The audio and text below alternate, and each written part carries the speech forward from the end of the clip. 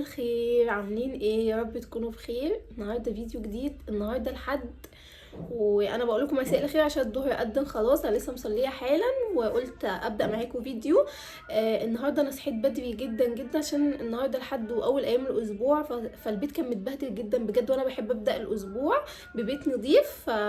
من الصبح بقى بروق في البيت، لسه مخلصه حالا يا دوب بس اتوضيت وصليت الظهر وقلت افتح معاكم فيديو.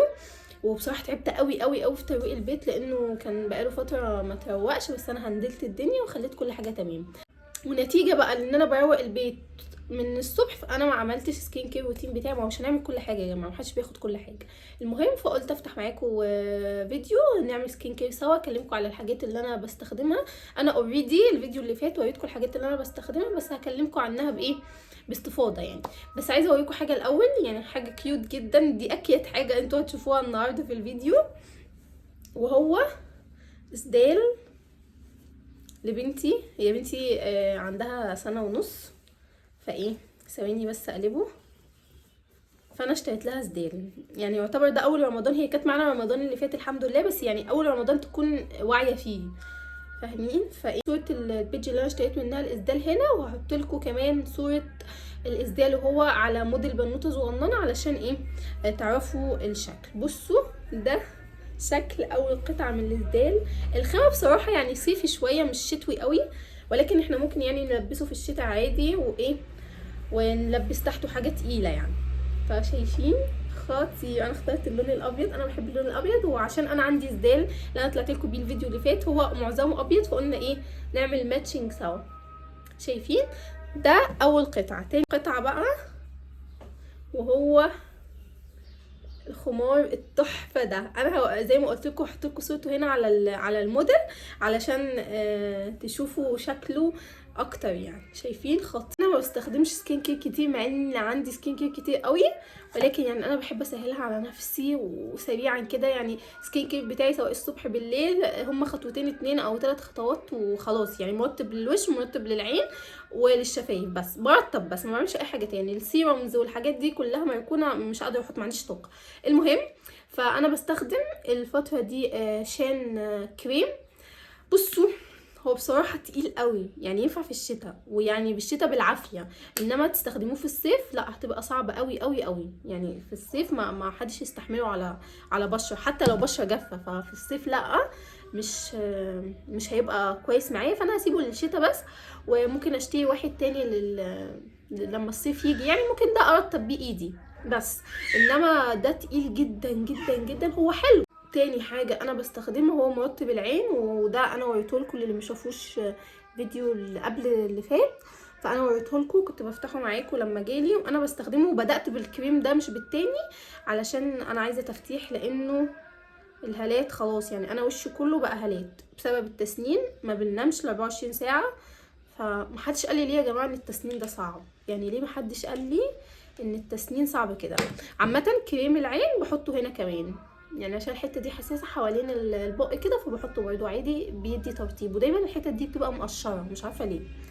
المهم فاحنا بنحط كريم العين بعيد شويه عن العين، يعني ما نحطوش هنا، بنحطه على العظمه اللي هنا. ونبدا.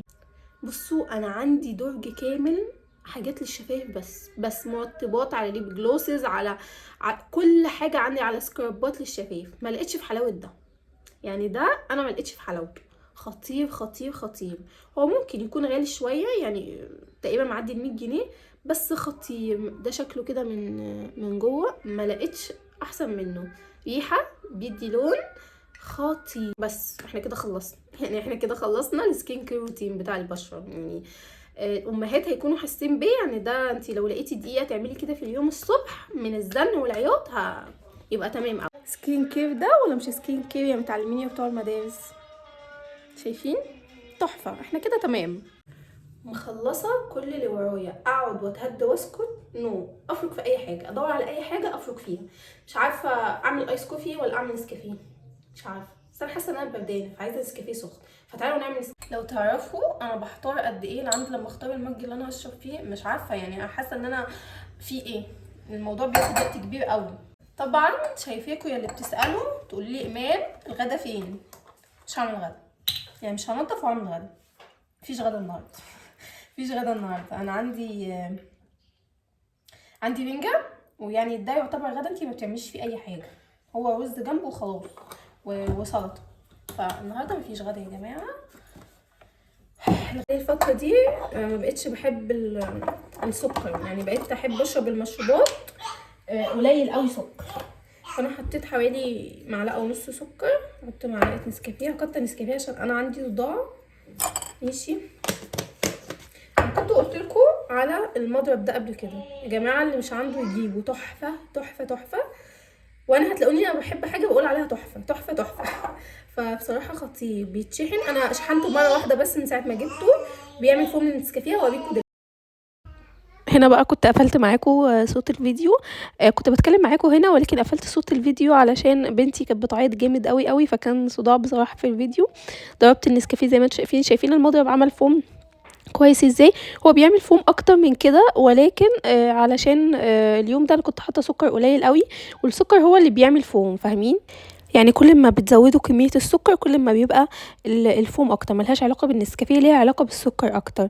بعتذر عن صوتي جدا لو تعبان، ولكن هتعرفوا كمان شويه ان انا تعبانه قوي قوي من بعد النسكافيه ده. انا ما صوتش حاجه خالص وتعبت جدا. عاملين ايه؟ بعتذر جدا جدا عن صوتي، لان انا عندي برد وتعبانه جدا جدا، وده السبب اللي مش خلاني اكمل معاكم الفيديو امبارح. ما قدرتش اصور اي حاجه امبارح خالص. انا بحب جدا جدا المكرونه اللي بتبقى في محلات الكشري، تمام؟ بموت فيها، بعشقها. بس في مشكله ان انا لما بجيب المكرونه دي وبطافس وباكلها، انا قولوني بيبقى في ذمه الله، ومعدتي بتبقى في ذمه الله، وبصوا بتدمرني، لان انا مش عارفه هم حاطين عليها ايه. المهم انا جربت اعملها في البيت، عملتها مره واحده وطلعت يا جماعه والله العظيم احسن من المحلات بره. فهشارك معاكم طريقتها النهارده بالتفصيل، علشان نبطل نشتري مكرونه من محلات الكشري، او لاي حد بيحب المكرونه بتاعه محلات الكشري زيي ولكن بيتعب لما ياكلها من بره. فاحنا هنعملها في البيت، وضامنين نظافتها، ضامنين لكم الطريقه بالتفاصيل، يعني مش هسيب حاجه مش هقولها عشان تطلع معاكم مظبوطه بالظبط زي المحلات. وكمان هنعمل الدقه او الليمون اللي بيجي معاها. وانتوا لو عايزين بقى تعملوا شطه اعملوا، بس انا مش قادره اكل شطه خالص عشان تعبانه. بصوا هنبدا من الاول خالص، من اول تشويح اللحمه. جبت حله حطيتها على النار، حطيت شويه زيت واحط فيها اللحمه. ده كميه اللحمه كانت ازيد شويه من ربع كيلو لحمه. اللحمه عندي هنا ما كانتش فكت لسه، فقلت هسيبها بقى تفك براحتها في الحله، وغطيت على الحله عشان اللحمه تفك بسرعه. بعد كده جبت بصل وفلفل الوان وفلفل احمر، اي خضار عندكم حطوه. علشان كده انا بحب الاكل البيتي، بزود خضار براحتي. اللحمه انا عارفه ان هي بلدي من الجزار، اكيد محلات الكشري بيستخدموا لحمه مستورده، فده اللحمه دي مبتبقاش صحيه ابدا ابدا، ومبنبقاش عارفين مصدرها، وبحس ان هي بتدي زفاره كده للاكل. فاحنا بنستخدم لحمه بلدي من الجزار، بتبقى جايه صبحه، او عندنا في الفريزر عادي. بنستخدم خضار كتير قوي، يعني ما اعتقدش ان محلات الكشري بيحطوا فلفل الوان. فاحنا بنزود القيمه الغذائيه للاكل علشان نستفاد. هنا كانت اللحمه اتشوحت معايا، هبدا انزل عليها بالخضار وبالبهارات، وهسيبها لما تستوي. مش هسويها قوي برضو، يعني هخلي الخضار باين، ما اسيبهاش على النار مثلا لما الخضار يتهري والفلفل ما يبقاش ليه ملامح، لان هي لسه هتدخل الفرن مع المكرونه، فاوريدي هتستوي اكتر. فاحنا هنديها 3/4 سوا كده. وكده كده اللحمه المفرومه اصلا ما بتاخدش وقت على النار خالص. شايفين الشكل بصراحه تحفه، والفلفل الالوان بيديها طعم خطير. بصوا البهارات اللي انا حطيتها، حطيت ملح وفلفل اسود وكمون. واكتر حاجه بحب احطها على العصاج او اي لحمه مفرومه انا بعملها هي القرفه. بصراحه بحسها بتدي طعم حلو قوي قوي للحمه، وبحس القرفه اصلا من التوابل اللي بتليق مع اللحمه. هسيب بقى اللحمه على النار لعند لما تستوي، وبعد كده هشيلها من الحله واعمل مكانها صلصه المكرونه. عايزين توفروا على نفسكم وقت ومجهود، اعملوا في حله جنبها على طول عشان تخلصوا بسرعه. ولكن انا بحس الصلصه بتاخد تيست اللحمه لما بحط اللحمه في نفس الحله اللي انا عامله، لما بحط الصلصه في نفس الحله اللي انا عامله فيها اللحمه. حطيت 7 بهارات كمان على اللحمه علشان تظبط الطعم. خلاص هنسيب اللحمه تستوي زي ما قلت لكم، هنسويها 3/4 سوا، نغطي عليها ونسيبها تستوي. بعد كده هنجهز للصلصه بتاعتنا. هفرم معاكم الطماطم دلوقتي. انا فرمت حوالي 4 أو 5 حبايات طماطم في الخلاط الصغير اللي انا قلت لكم عليه ده. بصراحه يا جماعه انا من الناس اللي معدتها تعباها جدا جدا، فبحاول على قد ما اقدر لو نفسي في حاجه او اقدر اعملها في البيت، بحاول اقلل اكل قوي قوي من بره، لانه بصراحه ما بقتش ضامنه يعني الناس بتعمل ايه بره. مش هقول لكم ان انا ما باكلش من بره خالص، باكل من بره، بس يعني في اضيق الحدود قوي قوي. ما بقتش احب خالص خالص اكل بره ولا اكل من بره. كل مره باكل فيها بيحصل لي تعب مختلف، يا اما معدتي بتتعبني، يا اما برجع الاكل اللي انا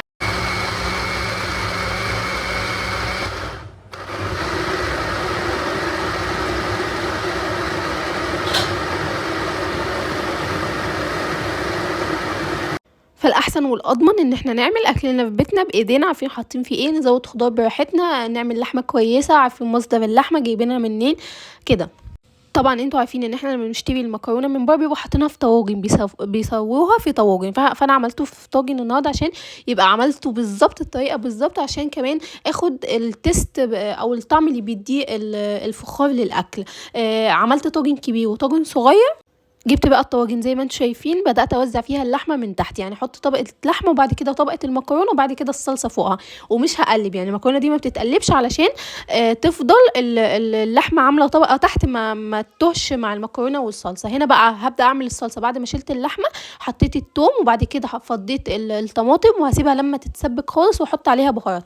في الوقت اللي الطماطم بتتسبك فيها هننجز حالنا كده ونعمل الدقه اللي هي بتيجي مع الكشري، سواء بتطلع مع الكشري، محلات الكشري بيطلعوها مع الكشري او مع المكرونه عادي، بتطلع مع الاثنين. عملت ايه؟ جبت طاسه صغننه حطيت فيها شويه زيت، فرمت فصين توم وفرمت ربع قرن فلفل صغنن خالص، يعني يكاد لا يذكر، مش باين اصلا، وهبدا احمر التوم. انا الدقه او طريقتي في الدقه بحب اغمق التوم شويه، علشان يعني في ناس بتحبه ابيض كده، بس انا بحب اغمق التوم عشان الدقه تكون غامقه، فاهمين؟ ما بحبش يكون لونها فاتح كده، بحس ان انا يعني ميه، شكلها ميه. بعد كده شايفين غمقت التوم ازاي؟ حطيت بقى شويه كزبره عليها، وبعد كده هطفي الطشه دي بالخل، وبصراحه يا جماعه الريحه ساعتها بتبقى تحفه. في ناس بتحط كمان ليمون مع الخل، انا اكتفيت بخل بس، وبعد كده هزود الطشه دي وهحط كمون وملح بس، ده اللي انا بحطه على الطشه. ما بحبش خالص احط فلفل اسمر، بحسها بيغمقها بزياده قوي وبحسه مش لايق على الدقه، يعني الدقه كزبره وكمون وملح بس، ده اللي انا بحطه. وكده هيبقى عندكم احلى دقه للكشري، للمكرونه، لاي حاجه تعملوها جنب اي اكل، بصراحه بتفتح النفس وبيبقى طعمها خطير جنب اي اكل. هسيبه بقى يغلي غلوتين كده على النار، ما بسيبوش يغلي كتير قوي، وخلاص كده كده بتكون خلصت الدقه. هجيب بقى الطواجن.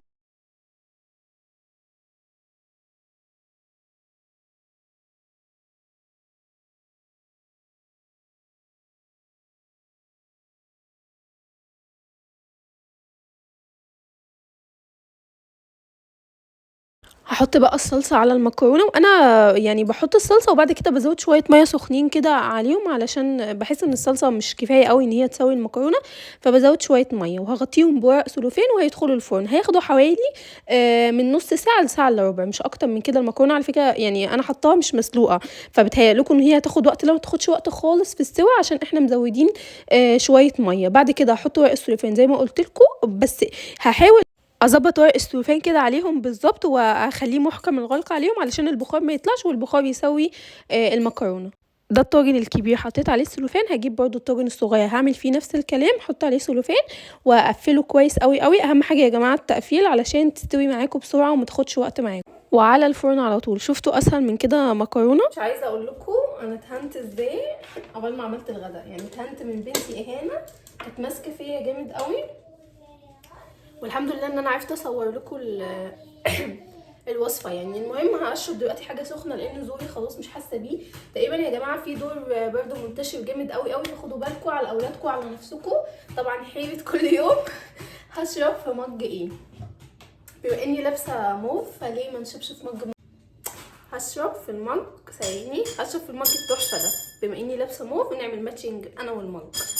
مش عارفه، انا ما بحبش اليانسون خالص، مش عارفه اعمل نعناع، نشرب نعناع الصبح ولا اعمل الاعشاب دي، هوريها لكم، ولا اعمل الاعشاب دي عشان كله يبقى موف بقى.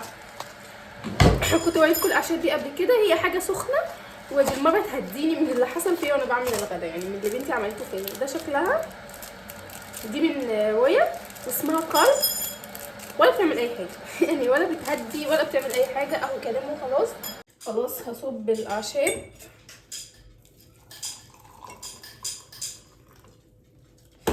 يا رب بس اخف ومحتاجش اي ادويه، علشان انا ما بحبش الادويه خالص، تقريبا معظمنا كده يعني ما بحبش الادويه.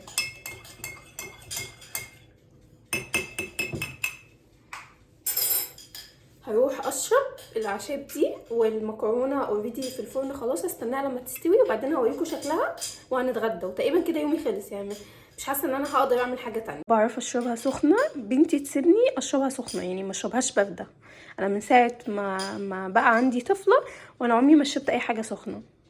هنا بقى كان المكرونه طلعت من الفرن. انا طلعت الطاجن الصغير الاول، هبدا بقى اقلبه على طبق. انا بجيب طبق كبير وبقلب الطاجن عليه علشان ما بعرفش اكل خالص من الطاجن، ما ينفعش اقدمه بالطاجن، وعايزه اشوف اللحمه قدامي والمكرونه بيبقى شكلها الطف والذ يعني.